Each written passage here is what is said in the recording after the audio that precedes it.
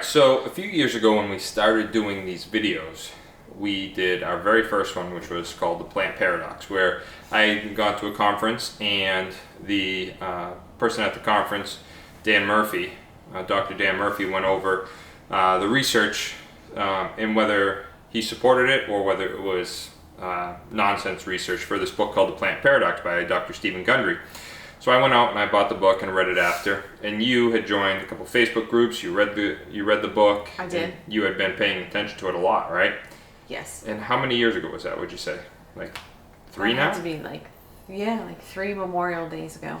Yeah, and since then he released the Longevity Paradox and the Energy Paradox, a bunch of cookbooks, and he's really cashed in on the Plant Paradox idea. But the video we had has about like 550 views. It's a big one. Which, yeah, that's awesome. We never thought that we'd have actually anyone watching our videos, but that one was about 45 minutes long. Back then we did longer ones.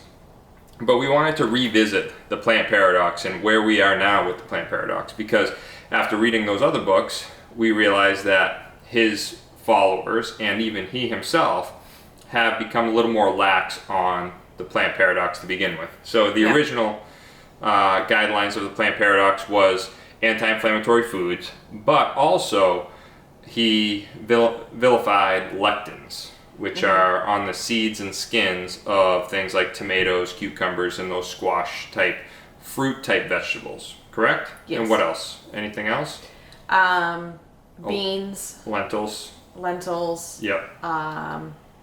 Those are like the big ones. Yep. And we have Nightshades. Nightshades too. Yep. Yep. And we have a printout in our office up front. And patients, I notice, have been gravitating towards that lately, and I've been looking at it and then come in and be like, oh wow, that's really restrictive. And then I have to go into, essentially why we wanted to put up this video is because I then have to go into like, yeah, that's very restrictive. That's a very restrictive, like, great if you can do it, but what are the less restrictive options that you can end up doing that he's even pulled the reins back on a little bit? So what are some of the biggest differentiators that you found between the Plant Paradox of where we started when we made that original video to now?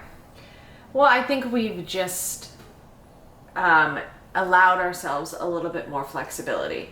You know, when we with the types of foods that we eat. Gotcha. So when we first started, we were really like by the books, and we weren't eating red peppers, tomatoes. Like we, even in sort of the plant-based world, we were really restricted. Yep. And I think what we found over time was, number one, and I think we did a video about this. Yep. Any diet that is that restrictive. Yes. Is the all or nothing. Yes, mindset. The all or nothing is really doomed for failure, because you can only, or at least we have found, we can only maintain that, for a certain period of time before life happens and we're busy and whatever. So you can't restrict too much for too long. Yeah, that's not reality. Yep. So that's one of the things I think we've changed. And the other thing is we did a lot of reading about, starting with his book on the Longevity Paradox, but then we read about the blue zones, and we read a couple of other. So the blue zones are areas around the world where humans have lived a lot longer than the average humans in the world. So they've looked into why that is, and we end up finding a lot about the food that they eat. And a lot of the food that they eat, what we found through multiple books that we read about, sort of like eating for longevity, was there were a lot of common themes among those people. And a lot of it aligned with the Plant Paradox, and some of it didn't. So because it was too restrictive? Because of the types of foods that were restricted on the Plant Paradox. Yes. So the Plant Paradox was extremely restrictive. Yeah. So we started to eat a lot more lentils, a lot more beans. Yep. We started to, on occasion, and I will say we still don't eat a ton of vegetables that have lectins in them. Yeah. So those are the fruit veggies, right? The cucumbers. The peppers, squashes. Yeah. But we just found replacements for them. We did. We found replacements, but every once in a while we'll eat them. And I think for us, that's okay. And that's really been the biggest change, I think, for us is recognizing when we eat something, how we feel. Yeah. Because for us, we don't have any pre-existing health conditions. Yes. We don't, we're fairly healthy individuals at the moment, so we don't have to follow that regimen to a T. Exactly. In order to feel good. Yeah, but what we do notice are when we eat certain foods. For a period of time, right? When it becomes a habit of eating those things for a more prolonged period of time, we end up feeling less healthy. Yep. And even some of like the healthier foods, you may find that when you eat those, you have a reaction to. Like, I found when we eat, or for me personally, when we eat beans too many times a week, right? Yeah, what do you find? That's not ready for the video? That's not what I was going to say. Oh, that happens to me. No. No, I feel like inflamed when I eat too much animal protein. Yeah. Like we had a lot of meat this weekend. I feel really inflamed. Okay. So it's more about paying attention to your body and how you feel, I think, than following a specific diet letter by letter. So a good way that patients and people can figure out what that means of like we feel more inflamed is that think of your hot spots, whether it be like you have stiff hands or maybe you got a bum knee or you got a bad back or neck. Those hot spots that when you treat yourself well end up doing better, those hot spots will actually become more sensitive when you are eating more poorly. All right, it doesn't mean that you're going to blow out your back or blow out your knee, but you're going to definitely notice some more irritation or inflammation, right? Inflammation or pain in those areas of your hot spots. All right, so your hot spots are a little bit of the back, right? My back, my hip. Your hip. Yep. And then I can just, I've gotten to the point where I can feel it in my gut. In your gut, or just like in your gut? In my actual physical gut. Not like a gut feeling I have about it. Gotcha. In your physical gut, you can feel more inflamed. inflamed. I can feel... More bloated? More bloated, or I guess maybe. More irritated. Yeah. All right, so let's end with giving the patients, when they walk in and they see that list of Gundry's things, right? Do you remember that? I remember. We have to look it up. No. All right, what are the things that we eat on that now on a more liberal basis that we wouldn't have before? Beans. Lentils. We eat a lot of lentils. All right, what about cheeses?